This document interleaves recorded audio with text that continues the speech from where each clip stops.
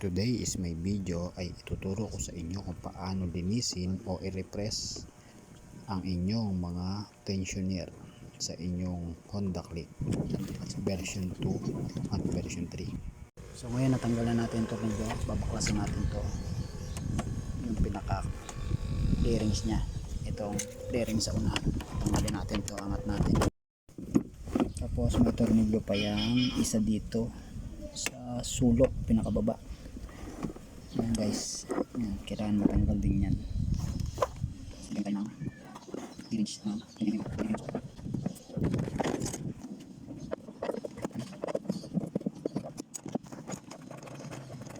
ito, tatanggalin nyo rin yung tornilyo yan.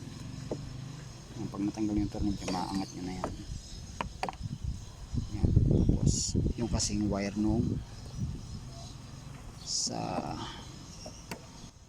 sensor nung gas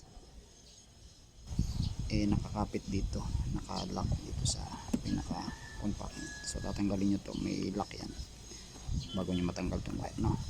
Okay, so pwede nyo lang iangat tong compartment. So yan na guys, natanggalan natin yung upuan. Ngayon tatanggalin natin tong throttle body. So kahit hindi na tanggalin tong pinaka sensor nya, ito lang sa may gas yan, para hindi ka mahirapan kasi dito lang naman yan yung tensioner para mabuklas natin. Okay, so angat lang natin to, linis lang natin dito sa bandang kanan. Siyempre gagamit ulit tayo ng 10mm dahil 10mm yung sukat ng tornilyo nya.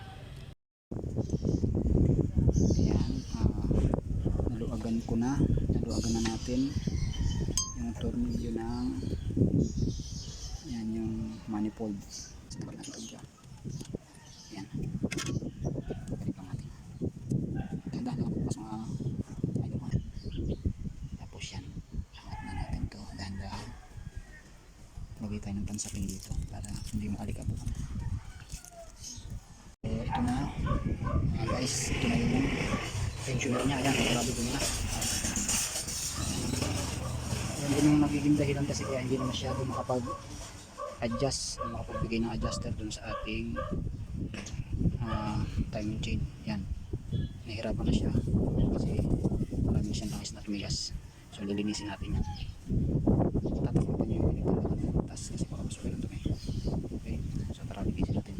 Linisin natin itong butas yan, kasi may mga natutuyo, medyo tumigas na langis, kailangan malinis din yan. Ayan.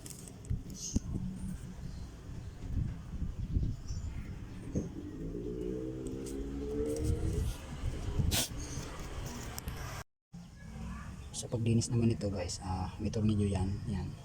Gamit na kayo ng Phillips screw, tapos buksan nyo lang yan. So ingatan nyo yung gasket, may pinaka-o-ring yan yung gasket, baka mawala. Ayan, lagay natin sa lagyan. Paglilinis nyan, gas, linisin natin.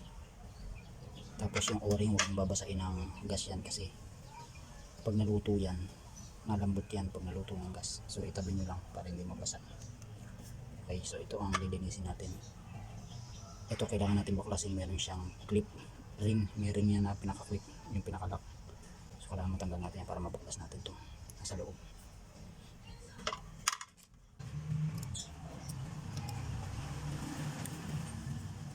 Medyo magalit na siya kung ikot, kailangan nyo ng flat screw para maikot itong pinaka-adjuster na.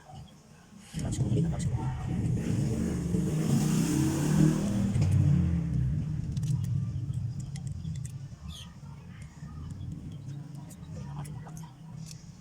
So ayan na, natanggal na natin yung kanyang lock, pinaka-ring natin dito. Ayan, dahan-dahan lang natin ilalabas. Kailangan tandaan nyo yung pagkakabaklas. Yan, dumi na. Yan, lalabas natin yung spring.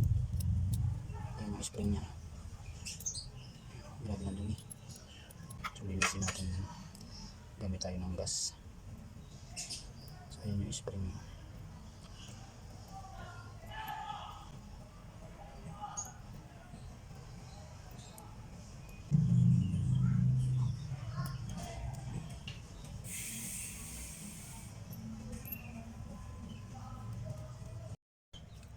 Ayan guys, lilinisin natin Gamit tayo ng gas. Yan, finish natin yan.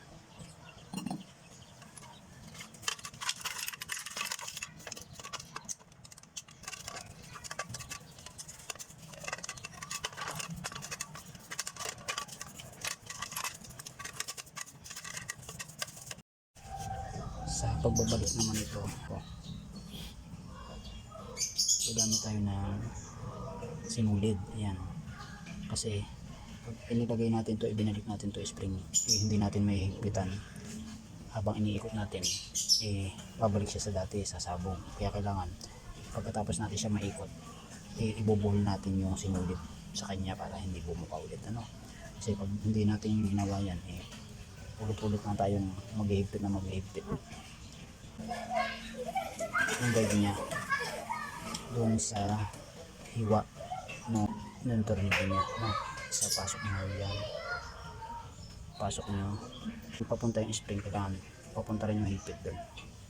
Kaya pa ganyan, higpitan natin dahan-dahan, ingatan nyo maputol agad yung sinulid.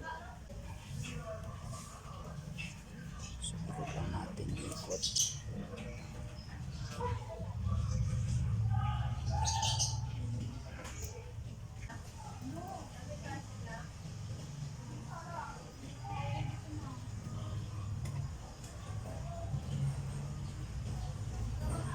Ayan, may ball na, tapos pasok natin ito dahan-dahan.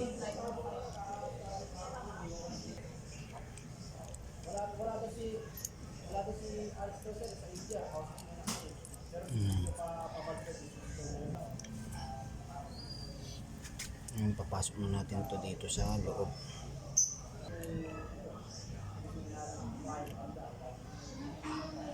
Ayan, kailangan sakto lahat yan dito sa mga guide. Ayan, may mga guide, may mga butas. Okay, so para magsakto siya, dahil nakaangat, pipihitin natin ang flat screw.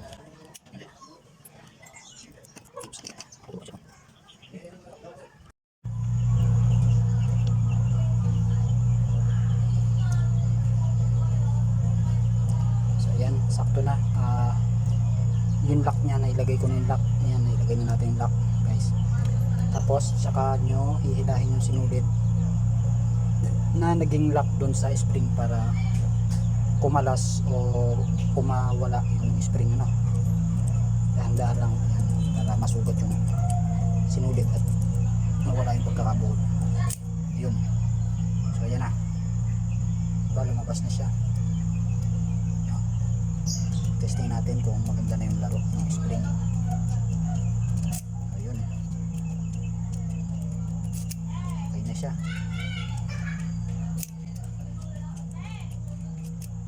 Ayos na. Lagay muna natin yung kanyang washer. Yan, yung pinaka-o-ring nya. Yung may o-ring siya dyan, para hindi tumagas yung langis, hindi lumabas niya.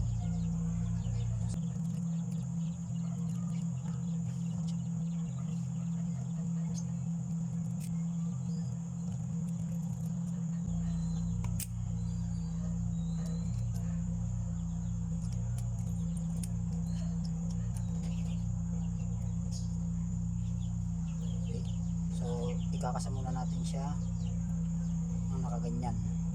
Sa pagkakasan yan, pagbabalik, yung letter K ito, nasa likod siya, sa likod. Tapos ito makikita yung number 6, sa harap siya, paharap sa manubela.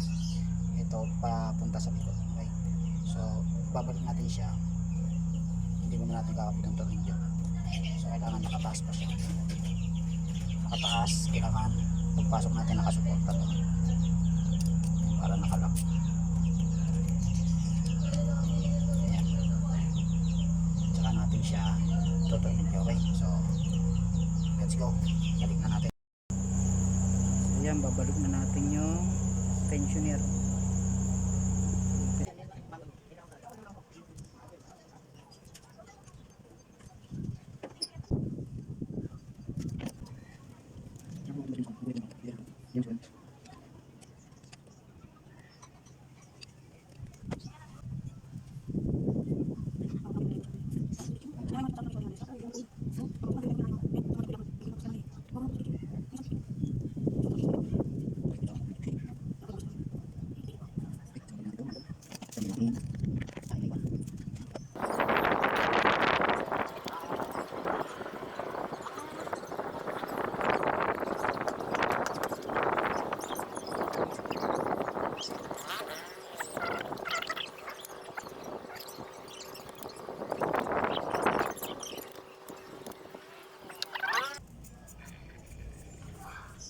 babalik natin tong sa gas, yung hose. Yan. So, testingin na natin paanda rin.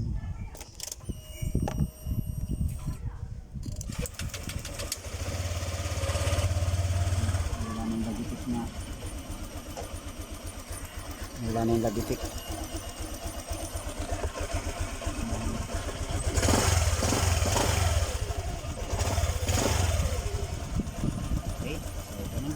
Pag-refresh ng tensioner, so hindi naman kailangan at hindi naman agad-agad basta pinapalitan yan.